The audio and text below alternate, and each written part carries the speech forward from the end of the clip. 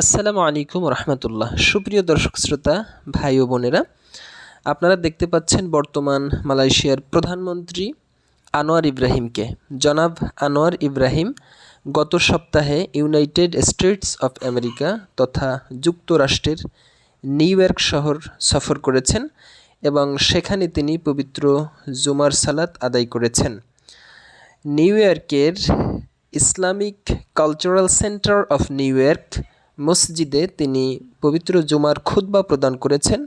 এখন আমরা আপনাদেরকে সেই খুতবাটি শোনাব। খুতবা প্রদান করছেন Islamic cultural centre of new York মসজিদে বর্তমান মালয়েশিয়ার প্রধানমন্ত্রী আনোয়ার ইব্রাহিম। চলুন আমরা খুতবাটি শুনি।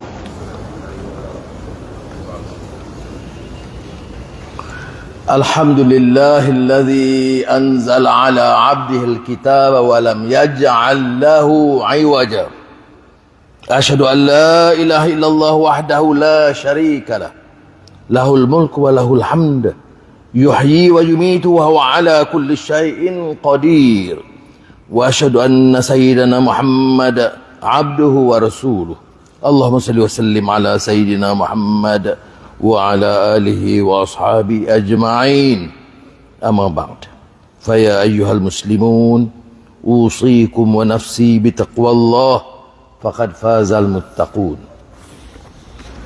أيها الإخوة, brothers and sisters, is always we use the khutbah to appeal for the renewal of faith, reaffirmation of faith and moral values. قال الله تعالى وتكن منكم أمة يدعون إلى الخير ويأمرون بالمعروف وينهون عن المنكر وأولئك هم المفلحون. This stems from our faith, our yaqeen, reaffirmation that is required because we are busy, we are distracted. We are sometimes complacent, sometimes even foolish. So the occasion to remind is an occasion to get us to uplift our spirits, reignite our souls. And a very pertinent advice from Sayyidina Umar bin Khattab radhiyallahu anhu when he was asked, what is taqwa? It is a state of preparedness, a state of readiness that you cannot neglect, you cannot be weak, you cannot forget. It's like walking in the middle of the night, in the dark, in a path full of thorns.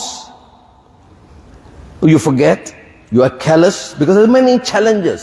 And certainly in New York is a busy place. It is a competitive place. It is a worldly place. But there's not a problem or an issue if you are reminded, as is the call of the Quran, that you can succeed if you are continuously in the position of preparedness. And I commend, of course, the Islamic Center of New York, multiracial, from all walks of life, and it has emerged. Why I've decided to come here? Because I've heard about it. I've followed the programs, education, da'wah. It is dynamic. It is innovative in da'wah. Innovative da'wah of mutability, al-mutaghayyirat, meaning you understand the society, you understand the challenges. You're not dealing with some conservative groups in some Muslim countries. You are in the midst of a very dynamic, challenging situation. I commend, of course, the Kuwaiti brothers who is supportive of some of the programs. For what purpose? Is to strengthen the unity and the brotherhood. Because after all, In spite of all the divisions, quarrels, civil wars that you find among Muslims, the call has always been to consistently remind us, إنما المؤمنون إخوة فأصلحوا بين أخويكم واتقوا الله لعلكم ترحمون. That brothers must be reminded that they have a duty in life, and when they find weaknesses, it is love and compassion. Many of us in da'wah face sometimes challenges and lose our patience.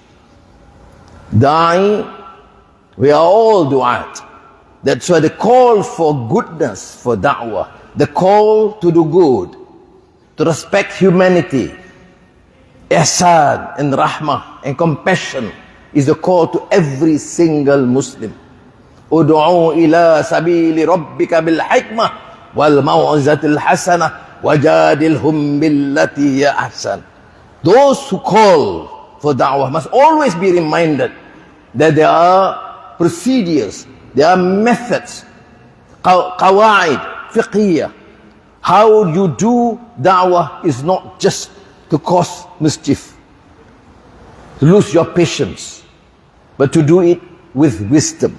And it is pertinent to understand this call by the Quran, in the Quran, so many times, bil hikmah wal mau'izatil hasanah wajadilhum billati hiya ahsan.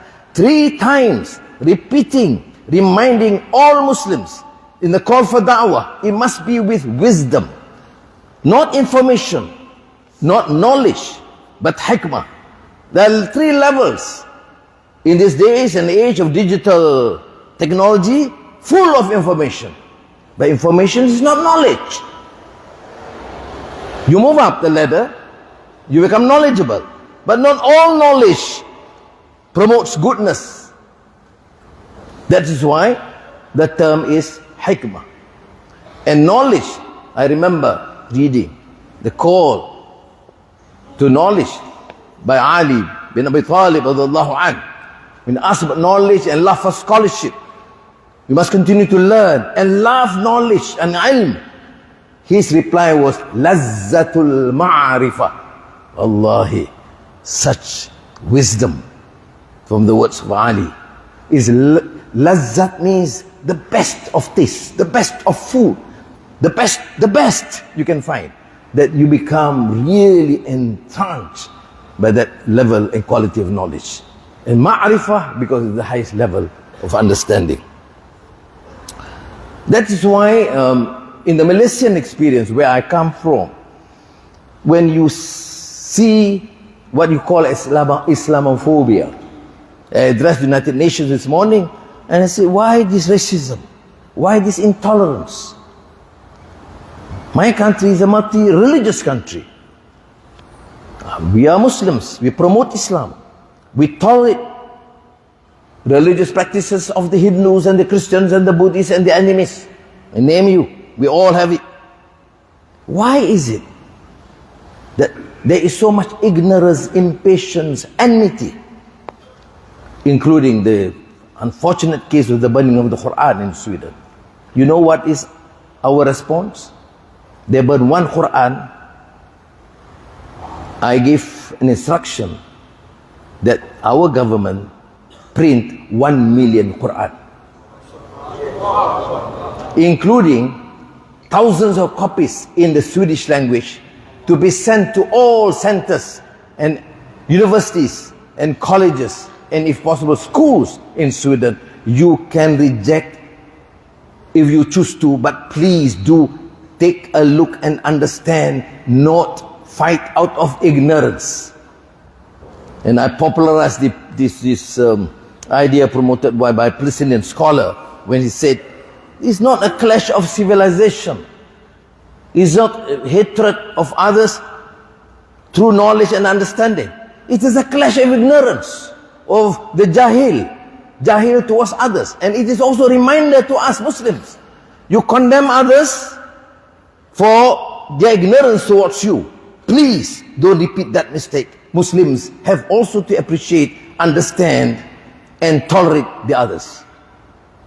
So that is the position, but it's interesting, alhamdulillah, in the Malaysian experience and context, we were able to continue printing 1 million in all languages, including Bengali. Because I know there are many Bengalis here. So that's the way we counter this facade, this ignorance, this weakness, and through knowledge and understanding. So, brothers and sisters in Islam, let us use this occasion, the opportunity you have. It is an interesting contradiction when you see Western societies in America. You still have the freedom. You still have the opportunity to promote what you believe is right. And you have to do so with wisdom, because Muslims must set a very good example in akhlaq, of course in their faith, in their akhlaq, in their knowledge, and in their level of sophistication or sophisticated understanding. قُلْ إِن كُنْتُمْ تُحِبُّونَ اللَّهَ فَاتَّبِعُونِي يُحْبِبْكُمُ اللَّهُ وَيَغْفِرْ لَكُمْ ذُنُوبَكُمْ وَاللَّهُ غَفُورٌ رَحِيمٌ. بارك الله لي ولكم بالقرآن العظيم ونفعني وإياكم بما فيه من الآيات وذكر الحكيم وتقبل مني ومنكم تلاوته إنه هو السميع العليم. أقول قولي هذا وأستغفر الله العظيم لي ولكم ولسائر المسلمين والمسلمات والمؤمنين والمؤمنات الأحياء منهم والأموات فاستغفروه إنه هو الغفور الرحيم. اللهم صل.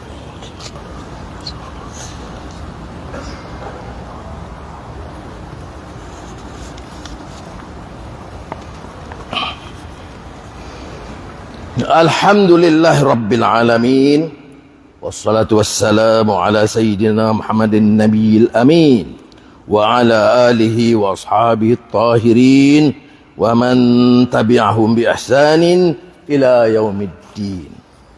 أشهد أن لا إله إلا الله وحده لا شريك له وأشهد أن سيدنا محمدا عبده ورسوله الداعي إلى رضوانه. اللهم صل على سيدنا محمد وعلى آله وأصحابه وسلم تسليما كثيرا. أما بعد، فيا أيها الناس اتقوا الله، أوصيكم ونفسي بتقوى الله وطاعته لعلكم تفلحون. Brothers and sisters in Islam, you know, we try to always promote these ideals. So my limited experience in Malaysia, when they ask, what is your vision? What is your concept? What is the philosophy of development, growth in my country? Then I said, Madani.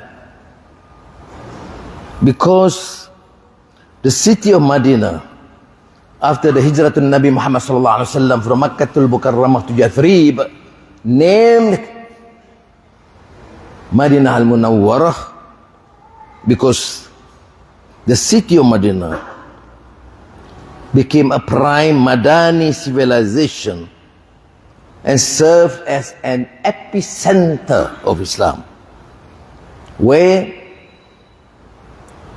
there is the mosque, La Masjidun Ussisa ala Taqwa, a difference between that mosque, viable, active, vibrant, and a mosque with ill intentions, dhiraran wa kufran.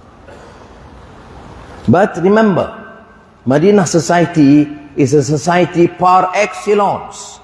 It is ecumenical because it's not a normal society. It is a society with economic fundamentals, with education, with trade and business, but it is a city and society with values, promoting goodness. It is not an ordinary society talking about growth, sustainability, digital transformation, or climate change. Yes, these are important traits and policies. But the difference is it is a society based on faith and moral values. It is a society that promotes understanding, knowledge, and more importantly, values of humanity. وَلَقَدْ كَرَّمْنَا بَنِي آدَمَ. It is a society that promotes ihsan and compassion and rahmah. A society that can build and unite essentially the Ummah Islam and the Madinah community of all religion and race. That's why we say it is based on the spirit of the hadith Muhammad sallallahu alaihi wasallam, itqan fil amal. It's a city and a community which is not ordinary, which is not average, but it is based on a desire to improve ourselves. We ask you, this week you have that knowledge. What about next week? The same knowledge. Next month, the same knowledge. Next year, the same understanding, the same book, the same hadith, the same Quran. There's no itqan fil amal. You expect things to change. We expect digital transformation. Why we don't transform ourselves? So there is a difference, striving for excellence. That's why in the surah, when the Quran talks about ummatan wasata, it's not average, it's not mediocrity. It is striving for excellence in a moderate, in the spirit of moderation. وَكَذَلِكَ جَعَلْنَاكُمْ أُمَّةً وَسَطًا لِتَكُونُوا شُهَدَاءَ عَلَى النَّاسِ وَيَكُونَ الرَّسُولُ عَلَيْكُمْ شَهِيدًا. It's the beauty of calling Muslims as ummah that practice understanding and moderation, not moderation into mediocrity. We worry because when people translate ummatan wasat, average, moderate. No, ummat wasat must be striving for excellence in faith, in akhlaq, in education, in technology, in sciences. That is the Muslim community, not the average, not mediocrity, but excellence. That's why a learned scholar, a sheikh of mine from the United States, originally Palestinian, I remember Marhum Ismail Farouqi, when he talks about Madinah, he says, par excellence, not ordinary, not average. You can find communities like that in the past or afterwards, because it is a community based on faith, moral values, integrity of man, good character, but very focused on economic survival. By Abu Rahman bin Auf, very focused on knowledge, as Mus'ab bin Umair and Abdullah ibn Maktum before the Hijrah. There's also the spirit of the community. The mosque becomes vibrant with classes, with knowledge, with learning Quran and meeting to uplift the standards of the community. Because a mosque is central. That's why I have to reiterate my admiration to the committee here to use the mosque as a center for education, for knowledge, for da'wah, other than, of course, man amana billah wal yawmil akhir wa aqama as-salah wa ata az-zakah wa lam yakhsha illa Allah. Because that's the criteria of a successful mosque already emblazoned in the Quran. Let us therefore summarize what is the spirit of Madinah, that we call Madinah, Madani, nation or society, is to promote understanding, to focus on knowledge, to temper the cause of the people, not to talk about sustainability and economic growth and allow for groups being ignored and marginalized and poor. Not to talk about change that benefit only the top elite, the ruling clique and their families. There is a difference in Islam, that governance means protecting every single citizen in your society. Governance means to protect those, the poorest amongst you, the minority amongst you, the marginalized, that essentially make the Madinah society under Prophet Muhammad sallallahu alaihi wasallam, and what we try and strive in the Madani society, the ingredients, the positive ingredients of Islam. So let us therefore remember this simple message here, because we will be asked the following week, inshallah, we still survive and keep well and come back to the mosque for Jumu'ah prayers. And if I were the Imam, I will then ask, from last week, did we improve a little in our understanding? Did we improve a little extra in our prayers? Did we give a bit more sadaqah? Did we learn a bit more on technology or on digital technology? Because a Muslim, a dynamic Muslims actually will have to strive par excellence to improve from our performance this week. That is the difference. Not only to judge others, but to judge ourselves. May Allah give us the strength and the commitment. قال الله تعالى إن الله وملائكته يصلون على النبي يا أيها الذين آمنوا صلوا عليه وسلموا تسليما اللهم صل على سيدنا محمد صلى الله عليه وسلم وعلى آل سيدنا محمد وعلى أنبيائك ورسلك وملائكة المقربين اللهم اغفر للمؤمنين والمؤمنات والمسلمين والمسلمات الأحياء منهم والأموات اللهم أعز الإسلام والمسلمين وأذل الشرك والمشركين ربنا آتنا في الدنيا حسنة وفي الآخرة حسنة وقنا عذاب النار عباد الله إن الله يأمرنا بالعدل والإحسان وإيتاء ذي القربى وينهى عن الفحشاء والمنكر والبغي ويعظكم لعلكم تذكرون واذكروا الله العظيم يذكركم واشكروه على نعمه يزدكم ولذكر الله أكبر الله